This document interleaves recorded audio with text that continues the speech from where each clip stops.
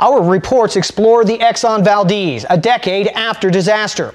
We'll look at the environmental and the human impacts of the spill. We'll also tell you about the changes aimed at preventing another catastrophe. We begin by showing you the damage that is still felt in Alaska today. Prince William Sound, an area of coastal beauty in south-central Alaska, roughly the size of Vermont. As you admire this rugged wilderness, you can hardly believe the catastrophe that scarred this natural wonder.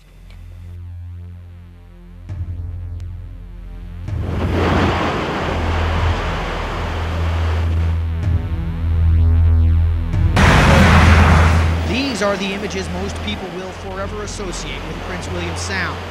Thick coats of crude oil coating once pristine beaches.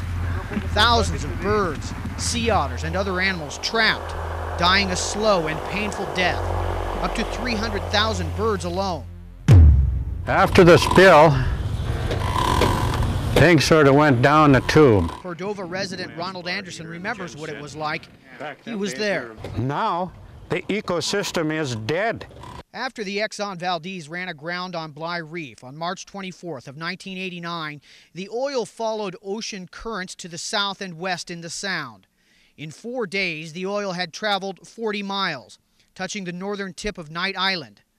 By the 7th day, it had spread 90 miles, ravaging the villages of Chiniga, Port Crawford, and Port Ashton.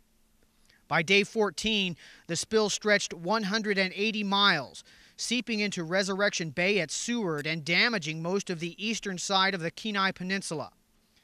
By day 38, the spill had reached to the northern tip of Kodiak Island, 280 miles to the southwest.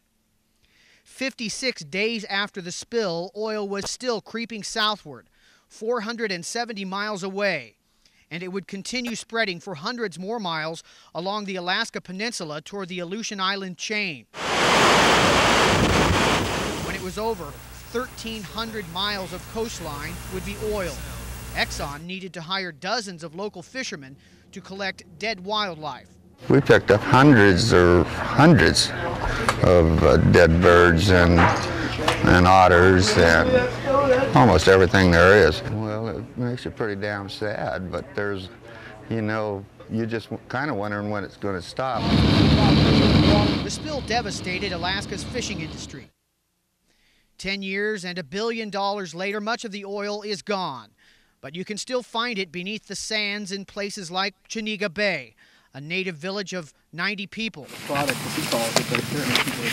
U.S. Fish and Wildlife biologist Brian Lance joined us on a beach there recently. Winds and currents took the oil to various parts of the Sound and oiled the beaches in a mosaic pattern. So some oily beaches, some beaches were oiled heavily, some lightly, some not at all.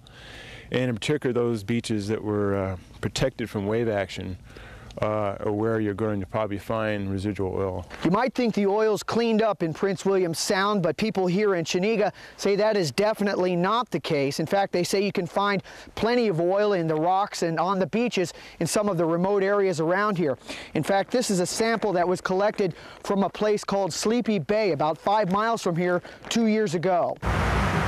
In recent years, workers and natives have tried to clean the oil with a solvent called PS51. Even now, you go back to the areas where we cleaned up, where they didn't use the proper amount of PS51 solution, you could still see residual oil left on the beach. It's turned into asphalt where they didn't use enough concentration of PS51. Exxon says it has apologized to the people of Alaska and the nation. It says it has spent more than $2 billion cleaning up the spill. Thousands of workers were involved in the effort. In a written statement, Exxon claims scientists are reaching agreement that the environment as a whole and the species damaged by the spill are healthy and robust.